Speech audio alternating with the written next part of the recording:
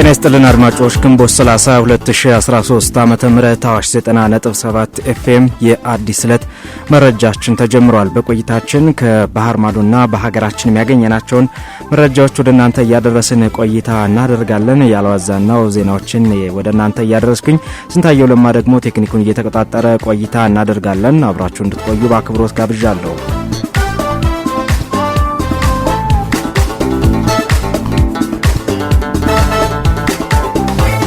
የ2014 ዓ.ም የፌደራል መንግስት ረቂቅ በጀት 561.7 ቢሊዮን ብር እንዲሆን የሚኒስትሮች ምክር ቤት በትላንትናው ዕለት ውሳኔ አሳልፏል። የሚኒስትሮች ምክር ቤት ባደረገው መደበኛ ስብሰባ የማይክሮ ኢኮኖሚ ተለዋዋጭነት ሁኔታዎችንና አሁን ለሚታዩ የኢኮኖሚ ተግዳሮቶች መፍትሄ ለመስጠት አስገዳጅ ሆኖ በመገኘቱ የተጨማሪ በጀት ጥያቄና የወጪ አሸፋፈን ማስተካከያዎችን ተግባራዊ ለማድረግ እንደሆነ ጠቅሷል።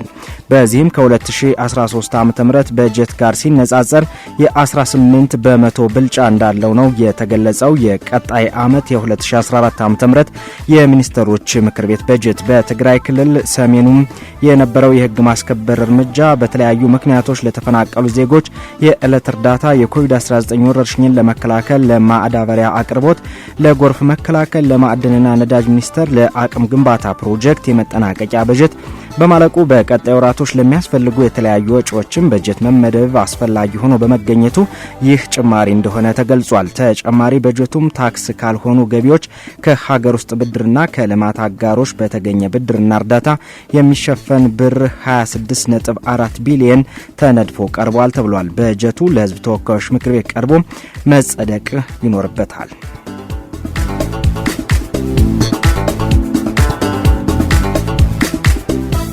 የፌዴሬሽን ምክር ቤት ሁለተኛ መደበኛ ስብሰባው በዛሬው ዕለት ይካሄዳል። የፌዴሬሽን ምክር ቤት 5ኛ ዓመት የፓርላማ ዘመን የስድስተኛ የሥራ መደብ ሁለተኛ መደበኛ ስብሰባውን በዛሬው ዕለት ያካሂዳል።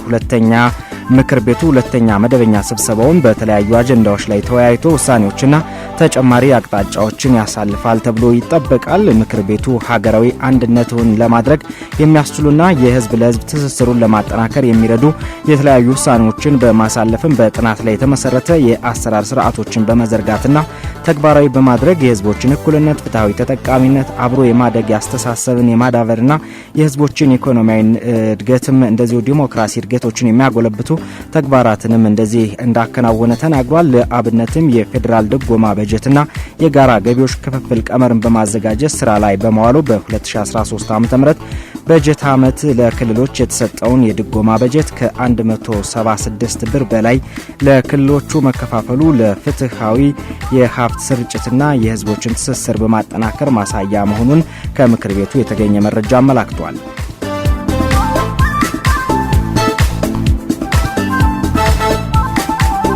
እነ እስክንድር ነጋን በእጩነት ለመመዝገብ 1.3 ሚሊዮን የድምጽ መስጫ ወረቀቶች ተቃጥለዋል ተብሏል። የኢትዮጵያ ብሔራዊ ምርጫ ቦርድ የባልደራስ ለእውነተኛ ዲሞክራሲ ፓርቲ ባልደራስ አመራሮች አቶ እስክንድር ነጋ፣ አቶ ስንታየው ቸኮልና ወይዘሮ ቀለብ ስዩምን በእጩነት በመመዝገቡ ለሚወዳደሩባቸው ቦታዎች ቀደም ሲል አሳትሟቸው የነበሩትን 1.3 ሚሊዮን የድምጽ መስጫ ወረቀቶች እንዲቃጠሉ ትዕዛዝ ማስተላለፉን ለፍርድ ቤት አስታውቋል።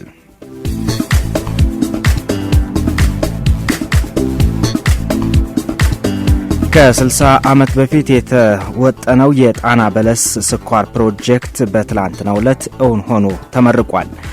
ከ60 ዓመት በፊት አጼ ኃይለ ሥላሴ ነበሩ በዛ ቦታ ፕሮጀክቱን ለማካሄድ አስበውት የነበሩት። ነገር ግን በውጭ ጫናዎች እንግዲህ ለ60 ዓመታት ቆይታ ያደረገው ፕሮጀክት የጣና በለስ ስኳር ፕሮጀክት ከ60 ዓመት በኋላ የተወጠነም ቢሆንም በትላንትናው ዕለት ነው ከብዙ ውጣ ውረድ በኋላ መመራቁን እንግዲህ ጠቅላይ ሚኒስትር አብይ አህመድ በተገኙበት ይፋ የተደረገው። ይህ ፕሮጀክት የዛሬ 60 ዓመት በንጉሱ ዘመን የተወጠነ ቢሆንም ፈታኝ ችግሮች በመኖራቸው ምክንያት በተለይ ደግሞ ከአባይ ተፋሰስ ጋር ተያይዞ ማለት ነው ስራው ሳይሰራ ቀርቷል ብለዋል ጠቅላይ ሚኒስትሩ። ከዚህ አልፎ በ18 ወራት ይጠናቀቃል ተብሎ የተጀመረውም ይሄው ፕሮጀክት 8 ዓመታት ቆይቶ ሳይጠናቀቅ ወቅቱን እንደዚሁ ቀርቶ ነበረ።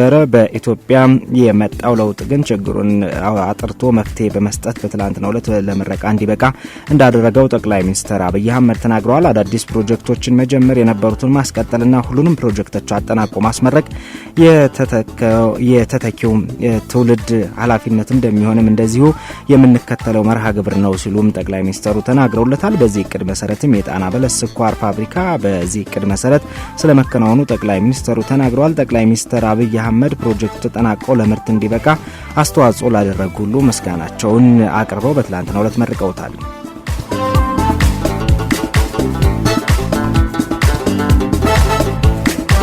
ከአዋሽ 90.7 ኤፍኤም እየተላለፈ የሚገኘው የአዲስ ዕለት መረጃችን እንደቀጠለ ይገኛል። ኢትዮጵያ የገጠማት ያለውን ችግር ለመፍታት ከሌሎች ሀገራት ተሞክሮ መውሰድ እንዳለባት ተሰምቷል። ዋናው ነገር ግን ከዛ በፊት የውስጥ አንድነትና ሰላምን ማስጠበቁ እንደሆነ ፕሮፌሰር አደም ካሚል ናቸው ከአዋሽ ጋር በነበራቸው ቆይታ የገለጹት። ሃይማኖት የተሻ ይህን ጉዳይ ተመልክተዋለች። ኢትዮጵያ በአሁኑ ሰዓት በውስጥ አለመግባባት እንዲሁም ከውጭ በሚመጣ ጫና ፈተናዎች ተጋርጠውባታል። በመሆኑም እያንዳንዳችን ዜጎቿ የቤት ስራ ይጠበቅብናል። ከአዋሽ ሬዲዮ ጋር ቆይታ ያደረጉት ጥናት አጥኚውና ተመራማሪው ፕሮፌሰር አደም ካሚል እንደገለጹት ኢትዮጵያ እንዲህ አይነት አደጋ ሲጋረጥባት የመጀመሪያ አይደለም። ነገር ግን ሁላችንም ኃላፊነታችንን ከተወጣን ዛሬም እንደከዚህ ቀደሙ የማንወጣው ነገር የለም። ከሌሎች ሀገራት ተሞክሮ መውሰድ አለብን። ላብነትም ኳታር ከዛሬ 4 ዓመት በፊት ምንም የሌላትና የልጆችን ወተት እንኳን ከሳውዲ የምትወስድ ሀገር እንደነበረች ያነሱት ፕሮፌሰሩ ባልጠበቀችው ሁኔታ ማዕቀብ ተጥሎባት ነበር ይላሉ። ማዕቀቡ ሲጣልባት ግን እጇን አጣጥፋ አልተቀመጠችም። የቻለችውን ሁሉ አድርጋ ከ4 ዓመት በኋላ ከራሷ አልፋ ለሌሎች ሀገራት ተርፋለች። እኛ ኢትዮጵያውያንም በተሰጠን ተፈጥሯዊ ጸጋ ሳንደናገጥ ራሳችንን ማስቻል አለብን ይላሉ። ችግር አይመጣም አይባልም። ችግር ሊከሰት ይችላል። ችግር ግን ሲመጣ ከሌሎቹ መማር አለብን። ከሌሎች ሀገር ችግር ካጋጠማቸው የሚለው መውሰድ አስፈላጊ ይመስለኛል። ለምሳሌ ኳተርን እንውሰድ። ባልተጠበቀ ሁኔታ 24 ሰዓት ሳይበርድ በድንገት ማዕቀብ ተጣለባት። አየሩ ተዘጋባት። በሮቹ ወይቆቿ ሁሉ ተዘጋባት። እነሱ ከሳውዲ በተለይ የምታገኘው ጥቅም በሙሉ አንድ ጊዜ አበሙባት። የአየር በረራዋ በሙሉ በማዕቀብ ላይ አረፈ። ኳተር ዛሬ ከ4 ዓመት በኋላ ከሳውዲ ወለጠ በልጽጋ ትገኛለች፣ አልፎላ ትገኛለች። እንዳውም ወደ ውጭ ሀገር የእርሻ ምርቶችን ሁሉ መላክ ቻለች። በመሆኑም ኢትዮጵያ የአሜሪካ ማዕቀብ ተጣለብኝ ብላ ማሰብ የለባትም። የሚያስደነግጥም አይደለም። ዋናው ነገር ትብብር፣ አንድነትና ሰላም ነው። ይህንን ማጠናከር አለብን ሲሉም ይናገራሉ። እኛም የአሜሪካ ማዕቀብ መጣ የምን ማዕቀብ መጣ ምንም የሚያሳስበን መቼ ግን አንድነት እስካለ ድረስ፣ ትብብር እስካለ ድረስ፣ ሰላም እስካለ ድረስ ኢትዮጵያን መጎዳት ነገር የለም። ከታላቁ ህዳሴ ግድብ ጋር ተያይዞም የተለያዩ ጫናዎች እየተደረጉ ነው። ነገር ግን ሀገራችን ይህ ችግር እየገጠማት ያለው ዛሬ አይደለም። ግንባታውን ስንጀምር አይጀምሩም ተብለን ነበር። ነገር ግን ጀምረንም ፍጻሜ ልናደርሰው 80% በላይ አድርሰናል። አሁንም የቤት ስራ ይጠበቅብናል። ፓርቲዎችም ከፖለቲካል አጀንዳቸው በፊት አንድነትና ሰላም ላይ መስራት አለባቸው ብለዋል። ኢትዮጵያ አንድነትና ሰላም እንዳጀንዳ ማለፈት አለባቸው። ለኢትዮጵያ አንድነትና ሰላም ላይ ሰው ከሆነ እኔ 4 ኪሎ ገባ 5 ኪሎ ገባ አሸነፈ ተሸነፈ ብለን ምንም ዋጋ የለውም። አሁን ላይም ከውጭ የሚመጣው ጫና አሳሳቢ አይደለም። የውስጥ አንድነቱ ላይ ትኩረት ተደርጎ መሰራት አለበት። ያን ጊዜ ሰላማችን ይጠበቃል። ሰላም ያለው ሀገር ደግሞ ማንም ደፍሮ ሊበጠብጠው አይችልም ሲሉም ፕሮፌሰር አደም ካሚል ተናግረዋል።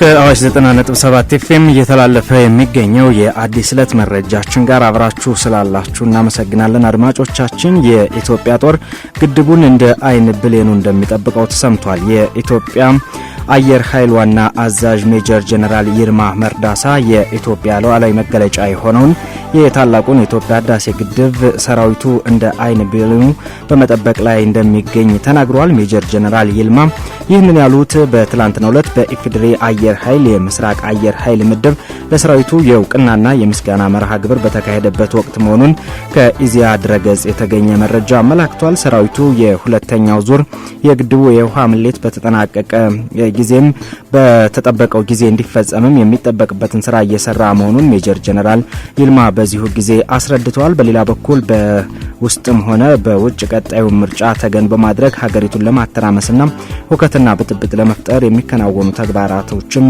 መቼም ቢሆን አይሳካላቸውም ሲሉ ተናግረዋል።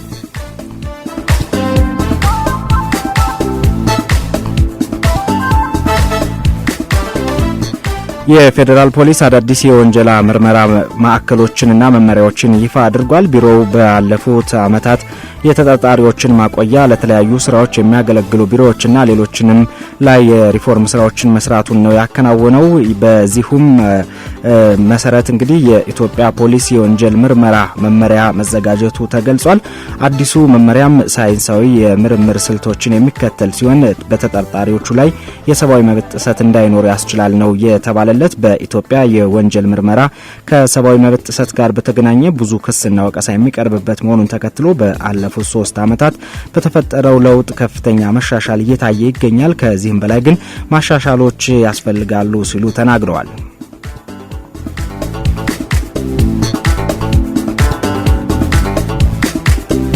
የአዲስ አበባ ከተማ አስተዳደር መንገዶች ባለስልጣን የተለያዩ የመንገድ ፕሮጀክቶችን በትላንትናው ዕለት አስመርቋል። በአጠቃላዩም 37.6 ኪሎ ሜትር ርዝመት ያላቸው መሆኑ ተሰምቷል። ከ10 እስከ 40 ሜትር ስፋት ያላቸው በጠቅላላው 24 የመንገድ ፕሮጀክቶች ናቸውም ለምርቃት የበቁት። ፕሮጀክቶቹ ግንባታ በነበረበት ወቅት እንግዲህ የመጓተት የታየባቸው ነበሩ፣ በጊዜያቸውም የተካሄዱ ነበሩ። የፕሮጀክቶቹ ግንባታም በድምሩ ከ2 ቢሊዮን ብር በላይ ወጪ ፈሰስ የተደረገባቸው እንደሆነ ተሰምቷል። የመንገዶቹን መጠናቀቅ በመዲናዋ ያለውን የመንገድ ሽፋን ከማሳደግ ባለፈም የትራፊክ እንቅስቃሴውን በማሳለጥ የመንገድ ደህንነት እንዲረጋገጥና የህብረተሰቡ ማህበራዊና ኢኮኖሚያዊ እድገትም እንዲፋጠን ትልቅ ድርሻ እንደሚኖረው ምክትል ከንቲባዋ አዳነች አቤቤ ተናግረዋል። በምርቃቱ ስነ ስርዓት ላይ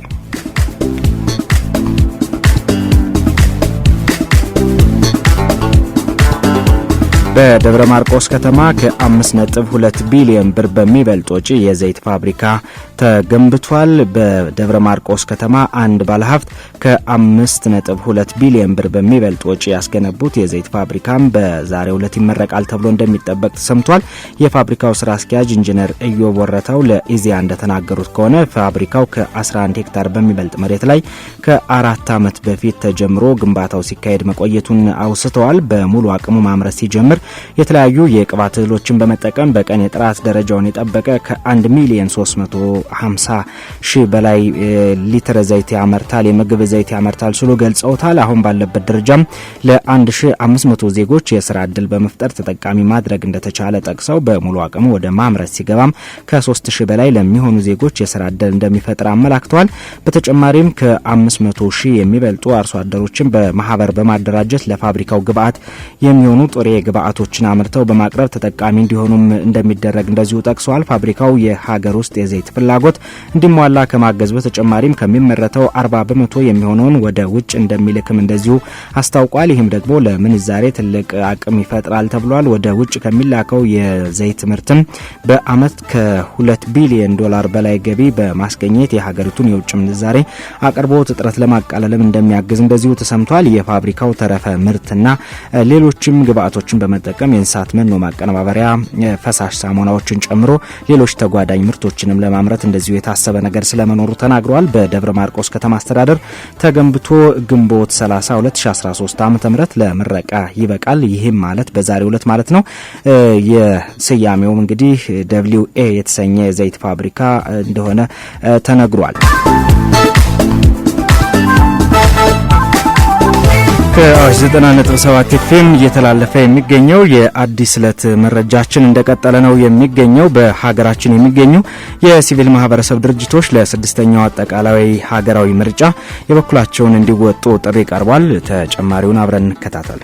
የአንድ ሀገር ምርጫ ፍትሃዊ እንዲሆን ከሚያደርጉ አካላት መካከል የሲቪል ማህበረሰብ ድርጅቶች ተጠቃሾች ናቸው። ድርጅቶቹ ማህበረሰቡን በማንቃት ረገድ በርካታ ተግባራትንም ይከውናሉ። በምርጫ ሂደትም በታዛቢነት ይሳተፋሉ። እንደየ ሀገራቱ የተለያዩ አሳሪ ህጎች ከሌሉም ለዲሞክራሲያዊ ግንባታ የሚያደርጉት ስራ ከፍተኛ ነው። በገለልተኝነት የሚሰሩ ስራዎች ከሌሉም የተዋጣለት የመንግስት አስተዳደር መመስረት እንደሚያዳግት የሚናገሩ በርካቶች ናቸው። በሀገራችን እየተንቀሳቀሱ እየተንቀሳቀሱ ካሉ የሲቪል ማህበረሰብ ድርጅቶች መካከል አንዱ ትራንስፓረንስ ኢትዮጵያ ነው። የድርጅቱ ስራ አስኪያጅ አቶ ሳሙኤል ካሳሁን ለስድስተኛው ሀገራዊ ምርጫ እየሰሩ ስላሉት ተግባር ከአዋሽ ራዲዮ ጋር ቆይታ ነበራቸው። ፕሪኤሌክሽን ላይ እየሰራን ነው። ብዙ ነገሮች ላይ ያለን የመራጮች ንቃተ ህሊናን በማብቃት ረገድ የተለያዩ ስልጠናዎች እንሰጣለን። በተጨማሪ ደግሞ ኦብዘርቨሮች ነን። ኦብዘርቨሮቻችንን እናበቃለን። እንደ ትራንስፓረንስ ኢትዮጵያ 5 ሪጅን ላይ ምርጫውን እንታዘባለን። ምንም አይነት ምርጫ ይሁን እንታዘባለን። ታዛቢዎቻችንን እናበቃለን። በተቻለን አቅም የሚገባቸውን ቢሄቪየር በሚገባቸው መንገድ ፐርፎርም እንዲያደርጉ እናደርጋለን። አሁን ያለውን ነባራዊ ሁኔታ ተከትሎ ለመስራት እየተሞከረ ስለመሆኑ ያነሱት አቶ ሳሙኤል በየጊዜው ህጎችን እያሻሻልንና ነባራዊ ሁኔታዎችንም እያገናዘብን ቀጥለናል ብለዋል። የማህበረሰብ ግንባታው ላይ እየሰራን አሁንም ህጉ ከተቀየረ በኋላ እንግዲህ እንደ ትራንስፓረንስ ኢትዮጵያ ስትራቴጂክ ፕላናችንን መቀየር ለውጡን መሰረት ባደረገ መልኩ ስትራቴጂክ ፕላን ነድፈን አዲስ ስትራቴጂክ ፕላን የቀደሙትንም ሪቫይዝ አድርገን አሁን መሬት ላይ እየወረድን ፈንድ እነሱን መሰረት ባደረገ መልኩ ሞቢላይዝ እያደረግንና ውሃ ያፈልቃሉ ብለን የምናስባቸውን ስራዎች እየሰራን ነው አሁን ያለ ነው። ማህበረሰቡ ስለ ምርጫ ያለውን ግንዛቤ ከማንቃት አንጻርም የሚቀሩ ስራዎች አሉ። እነሱን ስራዎችንም ለመስራት እንቅስቃሴዎች ስለመኖራቸው ተናግረዋል። እንግዲህ እንደሚታወቀው ማህበረሰባችን ከዚህ ከምርጫ ጋር ተያይዞ በቂ ግንዛቤ ያለው ብለን መናገር አንችልም። ከዛ በተጨማሪ ደግሞ ከዚህ ቀደም የነበሩ ሁኔታዎች ትራውማቲክ ነበሩ፣ ትንሽ የሚያስጨንቁ ፍርሃት አንግሶ እንዲያልፍ የሚያደርጉ ከመሆናቸው አንጻር ፍርሃት አንግሶ አልፏል። ስለዚህ አንድም ፍርሃት፣ ሁለተኛም እውቀት፣ ግንዛቤ መታጠቅ ያለበት ፍርሃትን ማስወገድ፣ ግንዛቤንም በደንብ መታጠቅ። ምርጫን በገለልተኝነት የሚታዘቡ የሲቪል ማህበረሰብ ድርጅቶች በተለያዩ ጊዜያት የህግ ማነቆች እንደሚያስቸግሯቸው የተናገሩት አቶ ሳሙኤል በአሳሪ ህጎች ሳቢያም በርካታ ድርጅቶች በሀገራችን ስለመዘጋታቸው ተናግረዋል። በፈንድ እጥረት 80% ሴሶስ ከትራክ የወጡበት ሁኔታ ነው ያለው። ስለዚህ አሁን የህግ ለውጡ ሪፎርሙም አሁን ትራንዚሽን ላይ ነው። የዛሬ 3 ዓመት አካባቢ ነው እንግዲህ ይሄ ነገር የተፈጠረው። እሱም መሬት ላይ እንዳይወርድ ብዙ አይነት ችግሮች ነው የነበሩበት። በሽታው፣ ያለመረጋጋቱ፣ ፖለቲካው ሁኔታ፣ የተለያዩ ነገሮች። ሁሉም በሀገራችን ያሉ የሲቪል ማህበረሰብ ድርጅቶችም በምርጫው በንቃት እንዲሳተፉ ጥሪያቸውን አስተላልፈዋል።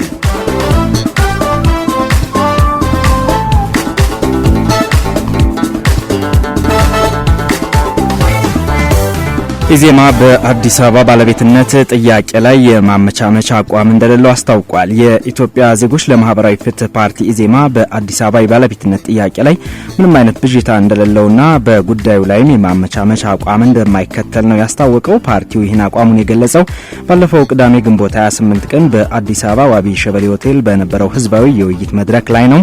የፓርቲው መሪ ፕሮፌሰር ብርሃኑ ነጋን ጨምሮ ሌሎች ፓርቲዎች እጩዎች በተገኙበት በዚህ የውይይት መድረክ ላይ የአዲስ አበባ ከተማን 6ኛውን ሀገራዊ ምርጫና በተለያዩ ጉዳዮች ላይ ፓርቲው የሚያራምዳቸውን አቋሞችና አስተሳሰቦች የተመለከቱ ጥያቄዎችን ከታዳሚዎች ተነስተው ምላሽ ተሰጥቶባቸዋል ተብሏል። 300 የሚጠጉ የአዲስ አበባ ነዋሪዎች በተገኙበት በዚህ የውይይት መድረክ ላይ የከተማይቱ የባለቤትነትና የልዩ ጥቅምን የሚመለከቱ ጉዳዮችና ራስን በራስ ማስተዳደርን የተመለከቱ ጥያቄዎች ለፓርቲው እጩዎች ቀርበውላቸዋል። ሌሎች ክልሎች በአዲስ አበባ ላይ ያላቸውን ልዩ ጥቅም በተመለከተ ለቀረበው ጥያቄ የኢዜማ መሪ በሰጡት ምላሽ ለአንድ ብሔር የሚሰጥ ልዩ ጥቅም አይኖርም ሲሉ የፓርቲያቸውን አቋም ማስታወቀዋል። ከአዲስ አበባ መስፋፋት ጋር በተያያዘ ለተነሳው ጥያቄ ደግሞ አዲስ አበባ መስፋት እስካለበት ድረስ መስፋት ትችላለች ሲሉ ተናግረዋል። ነገር ግን ይህ የከተማዋ መስፋፋት በዙሪያዋ ያሉ ነዋሪዎችን በሚጠቅምና በማይጎዳ መልኩ መሆን እንዳለበትም አጽንኦት ሰጥተው ተናግረዋል ተብሏል።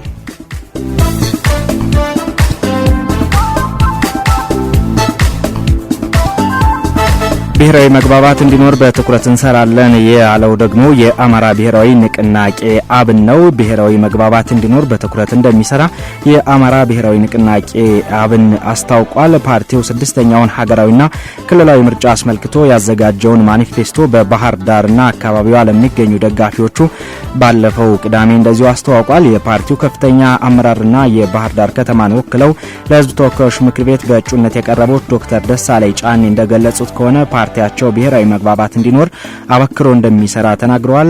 አብን እንደ ሀገር እየገጠሙ ያሉ ችግሮችን በብሔራዊ ውይይትና ድርድሮች መፍታት እንደሚቻል ያምናል ያሉት ዶክተር ደሳለኝ በዋናነት የሀገሪቱን ህገ መንግስት ከማሻሻል ጀምሮ ብሔራዊ የጋራ ፍላጎት ዙሪያ መግባባት እንዲኖርም እየተሰራ ይገኛል።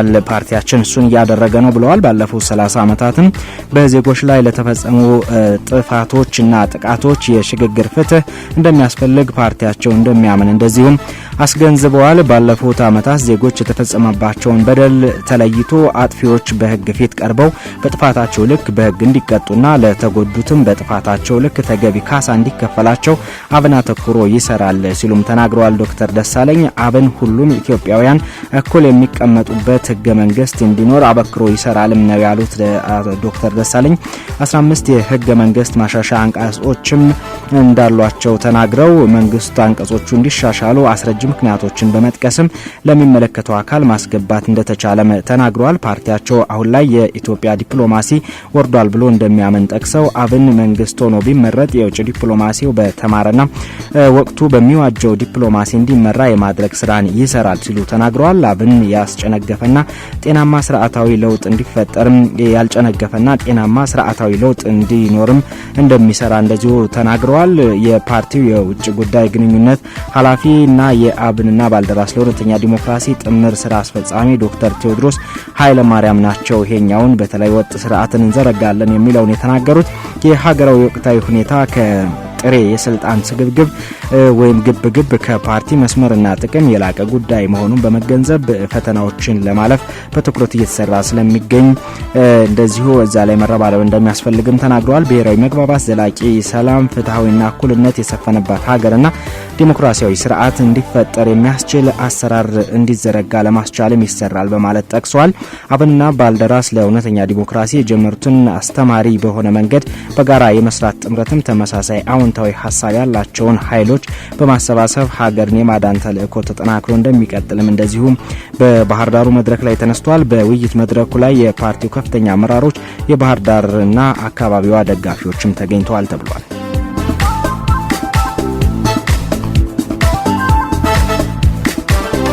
የኦሮሚያ ልማት ማህበር 50,000 ካሬ ሜትር ከአዲስ አበባ ከተማ አስተዳደር ተረክቧል።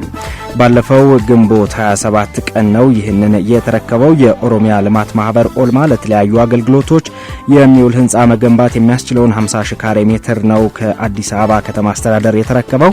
የኦሮሚያ ልማት ማህበር ኦልማ የአዲስ አበባ ቅርንጫፍ ዓመታዊ ጉባኤ ማጠቃለያ መርሃ ግብርም በአንድነት ፓርክ ተካሂዷል። በመርሃ ግብሩ ላይ የማህበሩ የቦርድ ሰብሳቢና የከተማ አስተዳደሩ ምክትል ከንቲባ አዳነች አቤቤ ማህበሩ በአዲስ አበባ ያካሄደው ጉባኤ ውጤታማ እንደነበረ ተናግረዋል። በዚህም መሰረት በከተማ ደረጃ ወደ 300 ሚሊዮን ብር የሰበሰበ ሲሆን ወደ 55,000 አባላትን ማፍራትም ችሏል ነው ያሉት ምክትል ከንቲባዋ። ማህበሩ ከከተማዋ በተሰበሰበው ገቢም ለብዙ አገልግሎት የሚውል ህንጻ መገንባት በመፈለጉ ከተማ አስተዳደሩ 50,000 ካሬ ሜትር ላይ ሳይት ፕላን ሰጥቶታል ብለዋል። የማህበሩ ዋና ዳይሬክተር አቶ ደጀኔ ኢቲቺሳም ባለፉት 27 ዓመታት ማህበሩ በርካታ የመሰረተ ልማት ስራዎችን ማከናወኑን አስታውሰው በተለይም ደግሞ በትምህርት፣ በጤና፣ በንጹህ መጠጥ ውሃ፣ በመንገድ የህፃናትና እናቶችን ሞት በመቀነስ ረገድ በርካታ ስራዎችን አከናውኗል ሲሉ ተናግረዋል። ያነጋገርናቸው የማህበሩ አባላት ነገሩኝ እንደሚለው የኢትዮጵያ ዜና አገልግሎት ማለት ነው የኦሮሚያ ልማት ማህበር መንግስት በርካታ የልማት ስራዎችን በማከናወን ጉልህ ሚና መጫወቱን እንደዚሁ ተናግረዋል ተብሏል። ከአባላቱ መካከል አቶ ተስፋ አሰቦና አቶ ደስታ ዲንቃ ማህበሩ ከአሪያነት ያለው ተግባርን ሲሰራ እና ሲያከናውን እንደቆየ ተናግረዋል።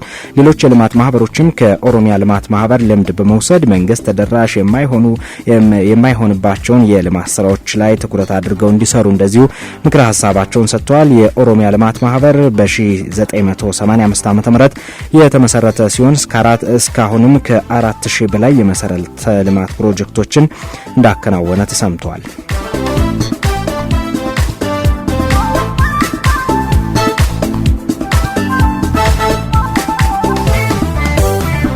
የኢትዮጵያ ፌዴራል ፖሊስ ኮሚሽን በሀገሪቱ የመጀመሪያ የሆነ የዲኤንኤ ምርመራ ተግባራዊ ለማድረግ እየሰራ መሆኑን ገልጿል። የኮሚሽኑን አቅም ለማሳደግም ለወንጀል ምርመራው ቢሮ አዲስ ህንጻ ለማስገንባት የመሰረት ድንጋይ አስቀምጧል። በአምላክ ታደሰ የኢትዮጵያ ፌዴራል ፖሊስ ኮሚሽን ከተቋቋመበት ጊዜ አንስቶ በተለያዩ የሀገሪቱ አካባቢዎች ስራዎችን ሲያከናውን ቆይቷል። ከባባድ ወንጀሎችንም በወንጀል ምርመራ ቢሮ አማካኝነት ያጣራል። ታዲያ አቅሙን ለማሳደግና ስራዎቹን በቴክኖሎጂ ለማስደገፍ ዘርፈ ብዙ ተግባራትን እየፈጸመ መሆኑን ኮሚሽኑ አስታውቋል። የኮሚሽኑ ኮሚሽነር ጀነራል የሆኑት ደመላሽ ገብረ ሚካኤል የፖሊስ ኃይሉ የዲኤንኤ ምርመራን ማከናወን ሊጀምር መሆኑን ገልጸዋል። እንግዲህ በቀጣይ የምርመራ ስራችንን ወደ ተሻለ ደረጃ ለማድረስ ከፍተኛ የሆነ ቁርጠኝነት በመላው የፌዴራል ፖሊስ አመራር በሰራዊታችንም ዘንድ ነው ያለው። ይህንን ወደ ተሻለ ደረጃ ለማድረስ የተለያዩ ቴክኖሎጂዎችን ለማሟላት ጥረት እየተደረገ ነው ያለው። ቅድም በሪፖርቶች ሲቀርቡ እንደነበሩ የተለያዩ በተለይም የፎረንሲክ ዲፓርትመንቱን የተሻለ ደረጃ ለማድረስ የተለያዩ ቴክኖሎጂዎች የተሻለ ልምድና ብቃት ካላቸው ሀገሮች እያስመጣን ያለነው። በቅርቡ የዲኤንኤ ምርመራ በሀገራችን ለመጀመሪያ ጊዜ በፖሊስ የሚጀመር ይሆናል። ይሄ ብዙ የምርመራ ስራችንን ወደ ተሻለ ደረጃ ሊያደርስልን የሚችል አቅም ይፈጥራል። የኢትዮጵያ ፌዴራል ፖሊስ ኮሚሽን ወንጀል ምርመራ ቢሮ ምክትል ኃላፊ የሆኑት ሙሪስ አብዲሳ በበኩላቸው ተቋሙ ስራውን ለማቀላጠፍ አዲስ ህንጻ ሊገነባ መሆኑን ተናግረዋል። በአጠቃላይ ግን ምንድነው አሁን ያለው የተበታተነ ቦታ አለ። ሆቴል ላይ ተከራይተናለን። የፎሬንሲክ እንደሚታወቀው ኢሚግሬሽን ተገበ ያለው በጣም ትራዲሽናል በሆነ ቤት ውስጥ ነው ስታፍ ውስጥ ነው ያለው። እኛ ደግሞ የታክቲክ ዘርፉ ምርመራው እዚህ ጋር ነው ያለው። ስለዚህ እነኚህን አጠቃላይ ኢንስቲትዩሽኑን የምርመራ ስራን ዘመናዊ በሆነ መልኩ አንድ ቦታ ለመደራጀት በአንድ ኮምፓውንድ ስር እንዲታጠሩ ያው እዚህ ጋር ዛሬ መሰረተ ድንጋይ ተጥሏል ማለት ነው። ስለዚህ እሱን ለመስራት ነው 3 ቦታዎች ናቸው የሚገነቡት። ዋና አድሚንና ቢሮዎችን ስታፍ የሚይዝ ሌላውን የፎሬንሲክ ምርመራ ወይም ቴክኒክ ዘርፍ የሚባለው ቦታ የሚይዝ እና ሌላው ደግሞ ታክቲክ ዘርፍ የወንጀል ምርመራው የሚሰራበት ቦታ 3 ህንጻዎችን የያዘ በአንድ ኮምፓውንድ ውስጥ የሚሰሩ ናቸው ማለት ነው። ኮሚሽነር ጀነራል ደመላሽ ገብረ ሚካኤል አያይዘውም የአባላቱን ስራ በእውቀት ላይ የተደገፈ ለማድረግ ፖሊሶችን ወደ ውጭ ሀገር ልከን እያስተማርን እንገኛለን ይላሉ። በሰው ኃይላችንም በሀገር ውስጥና በውጭ ሀገር በቂ የምርመራ ሙያ ስልጠና በአመራርም በመመርመር ረገድ በቂ ሙያ እንዲያገኙ ስልጠናዎችን እያመቻቸን የተለያዩ የፖሊስ መኮንኖችን ወደ ውጭ እየላክን ያለነው። ይህ ብቻ ሳይሆን በስነ ምግባራቸው የምርመራ ስራ እንዳያችሁት በቢሊየን የሚቆጠር ዘረፋ የሚጣራበት ትላልቅ የወንጀል ኬዞች የሚታዩበት ተቋም ስለሆነ ስነ ምግባራቸውን መጠበቅ በጣም ወሳኝ ነው። ይህንን ስነ ምግባር የተላበሱ መርማሪዎች፣ አመራሮች መፍጠር ወሳኝ ስለሆነ በስነ ምግባራቸው ላይ ሰፊ ስራ የሚሰራ ነው የሚሆነው። የኢትዮጵያ ፌዴራል ፖሊስ የህዝብን ደህንነት ለመጠበቅ የተለያዩ ስራዎችን እየሰራው ነው ብሏል።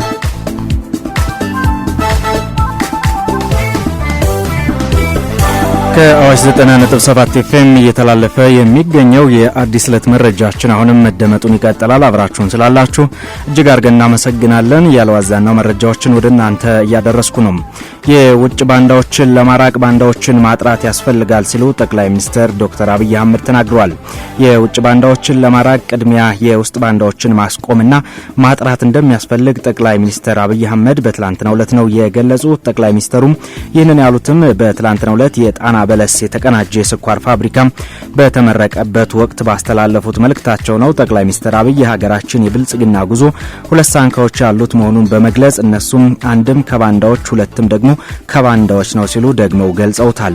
ባንዳዎች ደግሞ ከውጭ ሆነው ኢትዮጵያ ቀና እንዳትል በመጥረቢያ የሚቆርጧት መሆናቸውን ተናግረዋል። የኢትዮጵያ ብልጽግናን ለማሳካት ባንዳዎችን ማጥፋትና ማጥራት አስፈላጊ እንደሆነም እንደዚሁ አጽንኦት ሰጥተው ተናግረውበታል። ጠቅላይ ሚኒስትሩ አያይዘውም ባንዳዎች አለባንዳዎች ጥቃታቸውን ስለማይቀንሱ ሁላችንም በትኩረት ልንሰራበት ይገባል ሲሉ ተናግረዋል።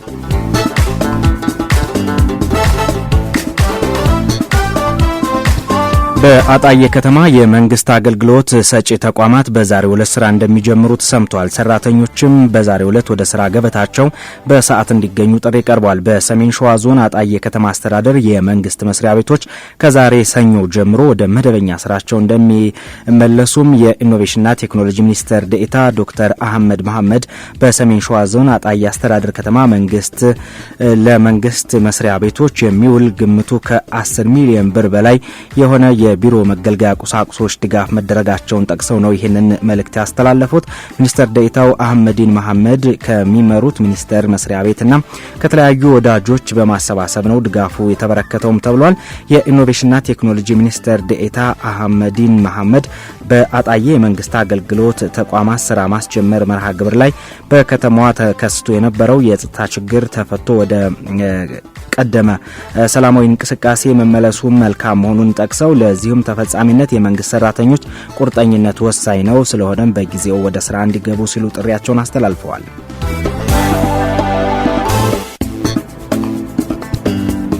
ለአማራና ለቤንሻንጉል ጉሙዝ ክልል ተፈናቃይ ዜጎች የሰብአዊ ድጋፍ ተጠናክሮ መቀጠሉን የብሔራዊ አደጋ ስጋት አመራር ኮሚሽን ገልጿል። በተለያዩ የሀገሪቱ ክፍሎች እየተፈጠረ ባለው ግጭትና አለመረጋጋት በርካታ ዜጎች ከመኖሪያ ቀያቸው ተፈናቅለው የሰብአዊ ድጋፍ እየተደረገላቸው እንደሚገኝ ተሰምቷል። የብሔራዊ አደጋ ስጋት አመራር ኮሚሽን የህዝብ ግንኙነት ኃላፊ አቶ ደበበ ዘውዴ እንደተናገሩት ከሆነም ኮሚሽኑ በአማራ ትግራይና ቤንሻንጉል ክልል ለተፈናቀሉ ዜጎች ድጋፍ እየተደረገ ይገኛል ብለዋል። ከድጋፉ ባለፈ የጤና የውሃና የግብርና ድጋፎችም እየተሰጡ ይገኛል ብለዋል። የስነ ልቦና ድጋፍን ጨምሮ ምግብና ምግብ ነክ የሆኑ አቅርቦቶች እየተሰጡ ይገኛል። በዚህም በአጣዬ በግጭት ሳቢያ 253,000 ዜጎች ተፈናቅለው የነበረ ሲሆን አሁን ላይ ግን 10,000 የሚጠጉት ብቻ ናቸው ድጋፍ የሚሹት ሲሉ ተናግረዋል። አቶ ደበበ በአማራ ክልል ከ600,000 በላይ ለሚሆኑ ተፈናቃዮችም ምግብና ምግብ ነክ የሆኑ የድጋፎች እየተደረጉ ይገኛል ብለዋል። የአስቸኳይ ጊዜ ማስተባበሪያን በመያዝም ለተፈናቃይ ዜጎች በተገቢው መልኩ ድጋፍ እንደሚደረግ አቶ ደበበ ገልጸዋል። ከተፈናቃይ ዜጎች ባለፈም በተፈጥሮ አደጋዎች ላይ ኮሚሽኑ ምላሽ እየሰጠ ይገኛል ተብሏል።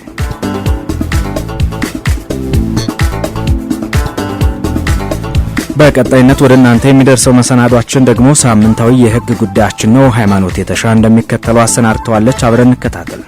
በዛሬው የህግ ጉዳያችን የውንብድና ወንጀል የሚያስከትለውን የህግ ተጠያቂነት እናካፍላችኋለን። ውንብድና በወንጀል ህጋችን በወንጀልነት የተደነገገ እንደመሆኑ የወንጀል ተጠያቂነት የሚያስከትልና በእስራት ቅጣት የሚያስቀጣ ነው። የሚጣለው ቅጣትም እንደ ወንጀሉ አፈጻጸም ሁኔታ የሚለያይ ነው። በአንቀጽ 670 መሰረት ማንኛውም ሰው ተገቢ ያልሆነ ብልጽግና ለራሱ ለማግኘት ወይም ለሌላ ሰው ለማስገኘት በማሰብ የሌላ ሰው የሆነውን ተንቀሳቃሽ ዕቃ ለመውሰድ እንዲያመቸው ወይም በሚወስድበት ጊዜም ሆነ ከወሰደ በኋላ የገጠመውን ተቃውሞ ውጤታማነት ለማስቀረት ሲል በሌላ ሰው ላይ የኃይል ድርጊት ከባድ የሆነ የማንገላታት ተግባር ወይም ከባድ ዛቻ የፈጸመ በማናቸውም ሌላ መንገድ ይህንን ሰው መከላከል እንዳይችል ያደረገ እንደሆነ ከ15 ዓመት በማይበልጥ ጽኑ እስራት የሚቀጣ ይሆናል። ሆኖም የውንብድና ወንጀል የሚፈጽም ሰው የሚፈጽመው የኃይል ድርጊት ከማስፈራራትና ከማንገላታት አልፎ በሚከላከለው ሰው ላይ የአካል ጉዳት ባስሲልም ሞት ሊያስከትል እንደሚችል በተግባር እየታየም ያለ ጉዳይ ነው። ይህ አይነቱ ጉዳት መከሰትም የወንጀሉን አፈጻጸም የሚያከብድና ቅጣቱንም ከፍ የሚያደርግ ሲሆን ህጉም ይህንን ድርጊት በከባድ ውንብድና በሚል ስያሜም ሰጥቶ ከባድ የሚያሰኙ የአፈጻጸም ሁኔታዎችን በአንቀጽ 671 በዝርዝርም ደንግጓል። በአንቀጽ 671 በቅንፍ 1 መሰረት ወንጀል ፈጻሚው ወንጀሉን የፈጸመው በሰዎች ወይም በንብረት ላይ የኃይል ድርጊት ለመፈጸም በተቋቋመ የወንበዴ ቡድን አባል በመሆን ከሆነ ተበዳዩ እገድልሃለሁ ብሎ እርግጠኛ የሞት አደጋ የሚያደርስበት በመቃጣት ከሆነ ወይም በጦር መሳሪያ በተለይም አደገኛ በሆነ ሌላ አይነት መሳሪያ በማስፈራራት ስቃይ በሚያደርስ ሁኔታ በማንገላታት ከባድ የአካል ጉዳት በማድረስ ከሆነ በተለይ አደገኝነቱን የሚያሳይ በማናቸውም ሌላ ሁኔታዎች ከሆነ ቅጣቱ ከ5 ዓመት እስከ 25 ዓመት በሚደርስ ጽኑ እስራት የሚቀጣ ነው። በአንቀጽ 671 በቅንፍ 2 ስር የተገለጸው ደግሞ እስካሁን ከተገለጹት በከበደ ሁኔታ የተፈጸመ ድርጊትን የሚያሳይና ከፍተኛ ቅጣትም የሚያስቀጣ ነው። ይኸውም ወንጀል ፈጻሚው ወንጀሉን የፈጸመው ከተደራጁ ቡድን ጋር በመሆን ወይም የጦር መሳሪያ ሌላ አደገኛ መሳሪያ በመያዝ የህዝብ ጸጥታን አደጋ ላይ የሚጥል ወይም የተለየ ጨካኝነትን የሚያሳይ ዘዴን የተጠቀመ ወይም የተፈጸመው የኃይል ድርጊት ዘላቂ የአካል ጉዳት ሞትን ያስከተለ ሲሆን ፍርድ ቤቱ ቅጣቱን የእድሜ ልክ እስራት ወይም ደግሞ ነገሩ እጅግ ከባድ በሆነ ጊዜ የሞት ቅጣት ሊወሰን እንደሚችልም ደንግጓል። በአጠቃላይ የውንብድና ወንጀል በህጉ ላይ የተሰጠው ትርጓሜ ህብረተሰቡ በተለምዶ ካለው አረዳድ የተለየና ከዘረፋ ወንጀልም የተለየ ሲሆን ለህብረተሰቡም ስጋት እየሆነ ያለ ወንጀል ነው። በሌላ በኩል ቀደም ብዬ እንደገለጽኩት ድርጊቱ ከፍተኛ ቅጣት ሊያስከትል የሚችል ወንጀል ከመሆኑ አንጻር በወንጀል ፈጻሚዎችና በቤተሰቦቻቸው ላይ የስነ ልቦና ጉዳት ጭምር የሚያስከትል ነው። በመሆኑም ህብረተሰቡ ይህንን ተረድቶ ወንጀሉን በመከላከልም ሆነ ተፈጽሞ ሲገኝ ለፍትህ አካላት ተባባሪ በመሆን የበኩሉን መወጣት ይጠበቅበታል።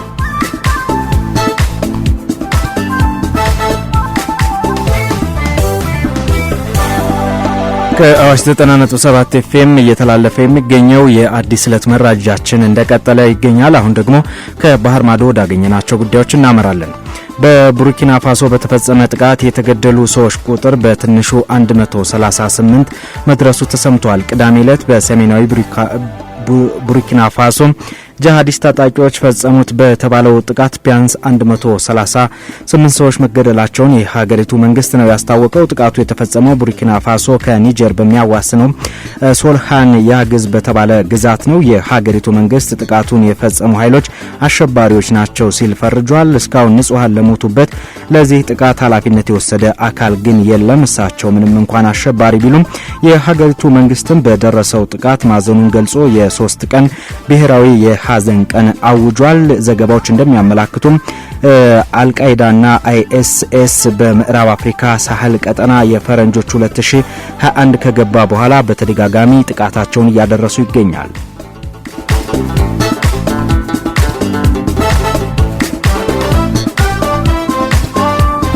ናይጄሪያ የመንግስት ውሳኔ ተላልፈው ትዊተርን የሚጠቀሙ ሰዎችን በህግ ልትቀጣ መሆኑን አንድ የመንግስት ቃል አቀባይ ተናግረዋል።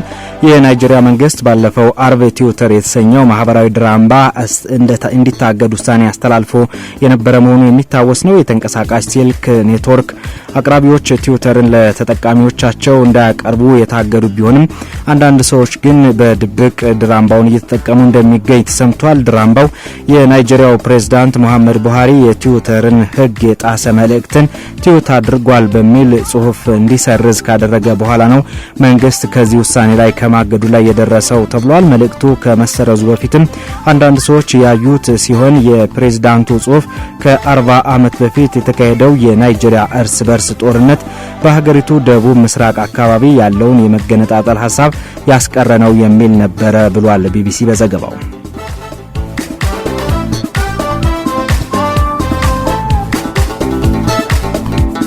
ፌስቡክ እንዲሁ የቀድሞ ፕሬዝዳንት ዶናልድ ትራምፕ ድረገጽ እንዳይገለገሉ የ2 ዓመት እገዳ ጥሎባቸዋል። ትራምፕ በፌስቡክ በተጨማሪ በኢንስታግራም ገጽ እንዳይገለገሉ ነው መታገዳቸውን ቢቢሲ የጻፈው። የቀድሞ ፕሬዝዳንት በደፈናው የጊዜ ገደብ ሳይጠቀስ የታገዱበት ጊዜ ነበረ። እሱም ባለፈው ጥር ወር ነው። የአሁኑ እገዳ ግን የጊዜ ገደብ ተበጅቶለታል። ትዊተር ድረገጾቹን እንዳይጠቀሙ የተደረገው እንግዲህ ደጋፊዎቹ የአሜሪካ ኤምባሲዎች መመሪያ የሆነውን ከካፒቶል ሂልን እንደዘገበው ነው። እንደዚሁ ይህም እንግዲህ በተለይ ትራምፕ በተደጋጋሚ ከሚናገሯቸው ንግግሮች ጋር ተያይዞ የመጣ ውሳኔ እንደሆነ ነው የተገለጸው። ኩባንያው በዚህም ትራምፕ በከፍተኛ ሁኔታ የአሰራር ደንቦችን ጥሰዋል በማለት ነው የተናገረው። ትራምፕ በበኩላቸው የፌስቡክን እርምጃ በሚሊዮኖች የሚቆጠሩ መራጮችን የመስደብ ያህል ቆጥረዋለሁ ሲሉ ተችተውታል። የትራምፕ የእገዳ ጊዜ እስካሁን ድረገጾቹን እንዳይገለገሉ የተደረገበት ጊዜም ይጨምራል ነው የተባለው። ካለፈው ጥር ወር ጀምሮ በጥቅሉ 2 ዓመት ላይ እንግዲህ ዶናልድ ትራምፕ ፌስቡክና ሌሎችንም እንደዚሁ ከፌስቡክ ጋር የሚገናኙ መረጃዎችን አይጠቀሙም ተብሏል። በደቡብ አፍሪካ በከፍተኛ ሁኔታ የተንሰራፋውን የሴቶች ግድያ ወንጀል ተከትሎ በርካቶች አደባባይ መውጣታቸው ተሰምቷል። የሀገሪቱ ፕሬዝዳንት ሰሪል ራማፎሳ ድርጊቱን ቢያወግዙም ተቃዋሚዎቹ ከአንገት በላይ ነው ሲሉ ተችተዋቸዋል። ለዋማታ ክልቴ የተባበሩት መንግስታት ድርጅት የ2020 ዓመተ ምህረት ሪፖርት እንደሚያመላክተው ከሆነ በዓለማችን ላይ በየቀኑ 145 ሴቶች በህይወት አጋሮቻቸውና በቤተሰቦቻቸው ይገደላሉ። መረጃው እንደሚያሳየው ከ10ሩ ግድያዎች 8ቱን የሚፈጽሙት ወንዶች መሆናቸውን ነው። ዝቅተኛ ገቢ ባላቸው ሀገራት ውስጥ የሚኖሩ ሴቶች በህይወታቸው ውስጥ አካላዊና ወሲባዊ ጥቃት የቅርብ በሚሏቸው ሰዎች ይደርስባቸዋል። በእነዚህ ሀገራት ውስጥ ከሚኖሩት 4 ሴቶች አንዷ ማለትም 37 በመቶ የሚሆኑት ጥቃት ይደርስባቸዋል። በተለይም በአህጉረ አፍሪካ ካሉ 38 በመቶ የሚሆኑ ሴቶች በሚደርስባቸው ጥቃት ለህይወት ህልፈት ይዳረጋሉ። ታዲያ በአህጉሪቷ አፍሪካ ከሚገኙት ሀገራት አንዷ በሆነችው ደቡብ አፍሪካ ባለፈው ረቡዕ ምሽት በመቶዎች የሚቆጠሩ ወንዶችና ሴቶች እንዲሁም ህጻናት በደቡብ አፍሪካዋ ሶዌቶ ከተማ ሚዶላንድ አደባባይ ሆ ብለው ወጥተዋል። ጥቁር ልብስ ለብሰው ሮዝ ፊኛዎችን ይዘው ሻማ በማብራት እጅ ለእጅ ተያይዘው እንባቸውን እያወረዱ የቀድሞውን የጸረ አፓርታይድ ትግል መዝሙር እየዘመሩ ወደ ሼኩ ፋትሶ ፑሌ ቤት አመሩ። በመዝሙራቸው ሴንዜኒና ሴንዜኒና ምን አጠፋን እያሉ በእንባ ታጅበው ነበር። ባለፈው ዓመት እንደ አውሮፓውያኑ አቆጣጠር ሰኔ 5 2020 ከሚዶላንድ 7 ኪሎ ሜትሮች ርቃ በምትገኘው ሩዴፖርት አንዲት ለመውለድ የደረሰች እርጉዝ ሴት ከዛፍ ላይ ተሰቅላ ደሟ እየፈሰሰ ሞታ ተገኘች።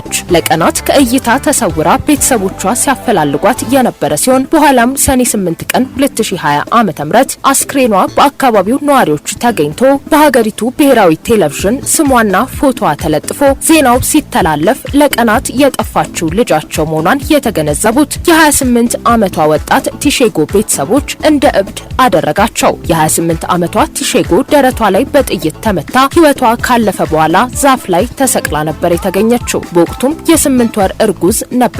ግድያውንም የፈጸመው የፍቅር ጓደኛዋ ነው ተብሏል። ታዲያ ይህች ምስኪን ሴት በአሰቃቂ ሁኔታ በተገደለች በአመቱ ሰኔ 5 ቀን 2021 ዓ.ም ሌሎች 4 ሴቶች በአሰቃቂ ሁኔታ ተገደሉ። የ29 ዓመቷ ሉያንዳ ናካምቡሊና የ45 ዓመቷ ኖሞምፔሌሎ እንዲሁም 2 ስማቸው ያልተገለጸ ነርሶች ተገድለዋል። የ29 ዓመቷ ሉያንዳ በሴኩንዳ ወረዳ በመኖሪያ ቤት ውስጥ ስትገደል የ45 ዓመቷ ኖሞምፔሌሎ ደግሞ በምስራቃዊ ኬፕ ማታታ ውስጥ ሰውነቷ በአሰቃቂ ሁኔታ ተቆራርጦ ነው የተገኘው። ቀሪዎቹ 2 ሴቶች ደግሞ በአንድ ሆስፒታል ውስጥ በነርስነት ሲያገለግሉ የነበሩ ሲሆን ኳዙሉ ናታናል በተባለ አካባቢ የአንደኛዋ ሴት የቀድሞ ፍቅረኛ በተደጋጋሚ በተኮሰው ጥይት ሳቢያ ከስራ ወደ ቤታቸው ሲያመሩ በመንገድ ላይ ቀርተዋል። ነገር ግን ይህ ሁሉ እየሆነ ሴቶች ደህንነታቸው አለመጠበቁ ሳያንስ በአሰቃቂ ሁኔታ በየቦታው እየተገደሉ ባሉበት ሁኔታ እንኳን ሚዲያውም ሆነ የሀገሪቱ መንግስት ትኩረት አለመስጠቱ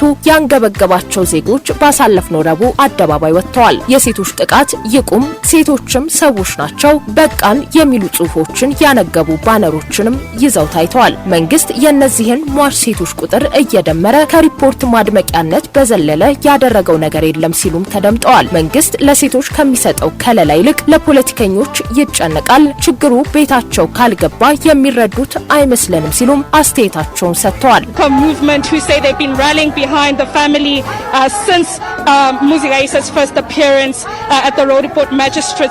ሴንተር ፎር ኮንስቲቱሽናል ራይትስ በተሰኘው የሰብአዊ መብት ተሟጋች ተቋም መረጃ መሰረት በደቡብ አፍሪካ በሴቶች ላይ የሚፈጸሙ ግድያዎች በዓለም አቀፍ ደረጃ ከሚፈጸሙት ግድያዎች 5 እጥፍ ያላቀ እንደሆነ ነው የገለጸው። ከዚህ በተጨማሪም እንደ አውሮፓውያኑ አቆጣጠር ሰኔ 20 2020 ዓ.ም ብቻ 21 ሴቶች በአሰቃቂ ሁኔታ በወንዶች ተገድለዋል። ይህንን ተከትሎም በሀገሪቱ የተለያዩ ማህበራዊ ድረገጾች ላይ ይህንን የሚያወግዙና መንግስትን የሚተቹ ዘመቻዎች ሲደረጉ ቆይተዋል። የሀገሪቱ ፕሬዝዳንት ሲሪል ራማፎሳም ተግባሩን በማውገዝ የዝምታና ነገሮችን የማደባበስ ባህላችንን አሽቀንጥረን መጣል አለብን ሲሉ በትዊተር ገጻቸው ላይ ቢያሰፍሩም በርካቶች አስተያየታቸውን ከአንገት በላይ ነው ሲሉ አሽሟጠዋል።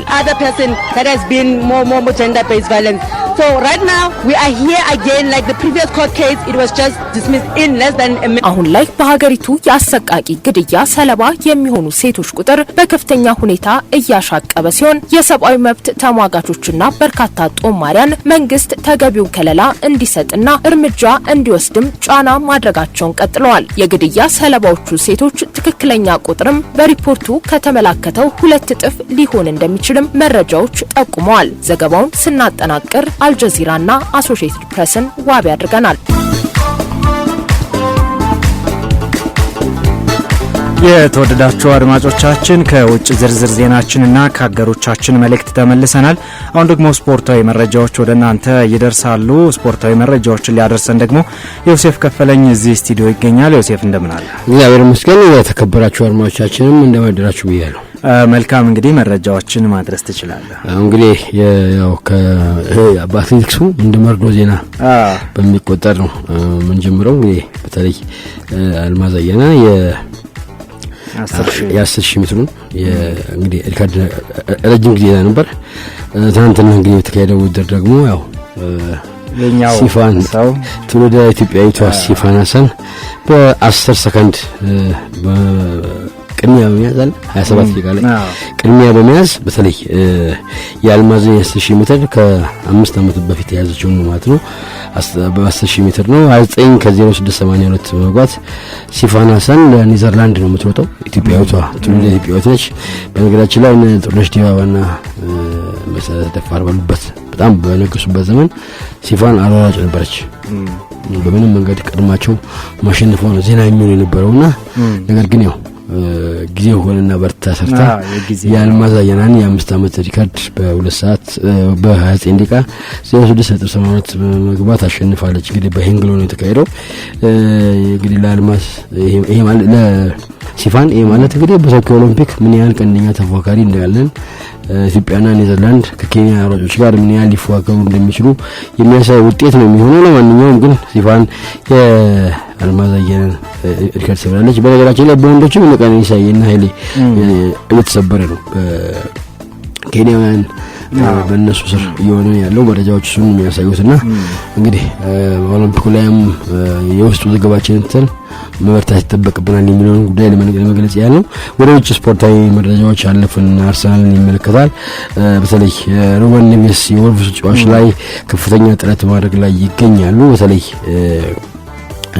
አስቶን ቪላ ኤሚ ቡንዲያን መሰሩን ተከትሎ መርፈኞቹ እንግዲህ የወልቭሱን የማልሚላ ተጫዋች ፖርቹጋላዊውን ሩበን ኔቬስን ለማስፈረም እየጣሩ ነው። በተለይ አዲሱ አሰልጣኝ የወልቭስ ብሩኖ ላክ እንግዲህ ቡድናቸውን በአዲስ እንዲያዋቅሩ ተጫዋቾችን ለመግዛት ያሉትን መሸጥ አለባቸው በሚል የ4 ዓመቱን ፖርቹጋላዊ ለገበያ አቅርቦት አርሰናልን ፈልጎ ድርድር ላይ ናቸው። ከ2017 ጀምሮ እንግዲህ ለወልቭስ እየተጫወተ ነው የሚገኘው። አርሰናል በዝውውሩ ለመካፈል እየሞከረ ነው፣ ነገር ግን በተወሰነ መንገድ ሳይሳካለት ቀርቷል። ያው የአርሰናል ጉዳይ የሚመለከት የእንግሊዝ ብሔራዊ ቡድን የመድፈኞቹ ወሳኝ ተጫዋች ቡካዮ ሳካ እንግዲህ ጉዳት እንዳጋጠመው መረጃዎች እየገለጹ ነው። ሮማንን እንግዲህ በገጠመበት ጨዋታ አይገባም።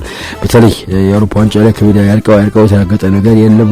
እንግሊዝ ወሳኝ ተጫዋቾቿን በጉዳት እንግዲህ የማጣት ስጋት ውስጥ ገብታለች። ለማንኛውም ኦስትሪያን ሲያሸንፉ ብቸኛውን የማሸነፊያ ግብ ያስቆጠረው ቡካዮ ሳካ እንግዲህ የዓመቱ የአርሰናል ምርጥ ተጫዋች ተብሎ መመረጡ ይታወቃል። በርካቶች እንግዲህ የቡካዮ ሳካን ጉዳት በተመለከተ ጥያቄ እያነሱ ይገኛሉ። ሌላው ደግሞ ሁለት የባለሀብቶች አለመግባባት ወይ ደግሞ የባለሀብቶች ደርቢ የተባለው የጆርጂኖ ዋይናልደም ይባላል። የቀድሞ የሊቨርፑል ተጫዋች ነው። ጨርሷል፣ ከሊቨርፑል ለቋል። ባርሴሎና ሊገባ ጫፍ ደርሷል። የሕክምና ምርመራ ሊያደርግ ነው እየተባለ በሚባልበት ሰዓት ላይ እንግዲህ ፓሪስ ሴን ጀርመን በተሻለ ደሞዝ ክፍያ ጣልቃ መግባቱ ተረጋግጧል። እንግዲህ ልጁ ክለቡ የሚፈልገውን ደሞዝ ባርሴሎና ማይከፍለው ከሆነ ወደ ፓሪስ ሴን ጀርመን ወደ ኔይማር ምባፔ ቡድን ሊገባ እንደሚችል መረጃዎች ይወጡ ነው። አለቀ ተብሏል። ባርሳ ከዚህ በፊት ባርሴሎና ሮናልዲኖ ጎቾን የወሰደበት መንገድ ከማንቸስተር ዩናይትድ እንደዚህ ነው እና የዘራውን እያጨደ ነው ማለት ነው። ምክንያቱም ሮናልዲኖ ማንቸስተር ገባ ተብሎ በተወራበት ሰዓት የጠለፈው እሱ ነው። ባርሴሎና ነው ከአየር ላይ የጠለፈው ማለት ነው። ከፕሌን የጠለፉት የተባለውና ልክ እንደሱ አሁን ተራው እነሱ ሆኗል። ሊገባ ነው የተባለውን ባርሴሎና ሊያስፈርሙ ነው የተባለውን እንግዲህ ጆርጂኖ ዋይናልደምን ፒኤስጂ ሊወስደው እንደሆነ መረጃዎች ወጥተዋል። ሌላው እንግዲህ በጣም በጉጉት ሲጠበቅ የነበረው የእንግሊዝ ፕሪሚየር ሊግ የዓመቱ ኮከብ ተጫዋች ማን ነው የሚል ብዙ ጥያቄዎች ሲቀርቡ ነበር። ለማንኛውም ቤልጂየማዊ የመሃል ሜዳ ኮከብ ኬቨን ደ ብሩይነ የ2021 የዘንድሮ የውድድር ዓመት የእንግሊዝ ፕሪሚየር ሊግ ኮከብ ተጫዋች ተብሎ ተመርጧል። ይገባዋል። በሚገርም ብቃት የሚገርም አቅም ነው አሳልፎ የሚገኘው። በጣም ለአንድ የመሃል ተጫዋች 41 ጨዋታ አድርገህ 16 ግብ ገና ያውም ሲቲ እንደፈረም ካሁን ስድስተኛ ዓመቱን ይዟል በሲቲ በ40 ጨዋታ 10 ጎል ያስቆጠረው ለሲቲ በ2015 ነው የፈረመው አጠቃላይ 262 ጨዋታ አድርጎ 7 ግቦችን ያስቆጥሯል ኬቨን ደ ብሩይነ አጠቃላይ በታሪኩ ባሉት ክለቦች ግን 491 ጨዋታ አድርጎ 114 ግቦችን ያስቆጥሯል ኬቨን ደ ብሩይነ በጣም የሚገርመው የዚህ ጨዋች በጣም ለሲቲ ያንኑ ጨዋታ ወሳኝ ሚና የሚወጣ በያንኑ የሲቲ ጨዋታ ላይ እንግዲህ የሱ ድርሻ ከፍተኛ እንዲሁም ሃሪኬን 3 ክለቦች እየፈለጉት ቼልሲ ማንቸስተር ዩናይትድ እየፈለጉት ሲቲ እየፈለጉት አንድ አስተያየት ሰጠ የኬቨን ደ ብሩይነ ጣጣ ያደረሰ ኳስ በጣም ወሳኝ ነው ለኛ በጣም ትክክለኛ ደስታ የሚፈጥር ኳስ ነውና የዚህ አይነት ተጫዋች ማግኘት በጣም ወሳኝ ነው የሚል ሲቲ ለመግባት እንደሚፈልግ ከሱ ጋር አብሮ መጫወት እንደሚፈልግ የሚያሳብቅ አስተያየት ሰጥቷልና ኬቨን ደ ብሩይነ በተጋጣሚ ሁሉ የሚወደስ ተጫዋች ነው የአመቱ የእንግሊዝ ፕሪሚየር ሊግ ኮከብ ተጫዋች ሆኖ ተመርጧል የዚህ ጧት ስፖርታዊ መረጃዎችን እንያቸው መልካም ዮሴፍ ከፈለኝ ጅጋርጌ አመሰግናለሁ የተወደዳችሁ አድማጮቻችንም ከኛ ጋር ቆይታ ስላደረጋችሁ እናመሰግናለን የግንቦት 30 2013 ዓመተ ምህረት የጧት የአዋሽ 90.7 ኤፍኤም የአዲስ ዕለት መረጃዎቻችን እዚህ ላይ ይቋጫሉ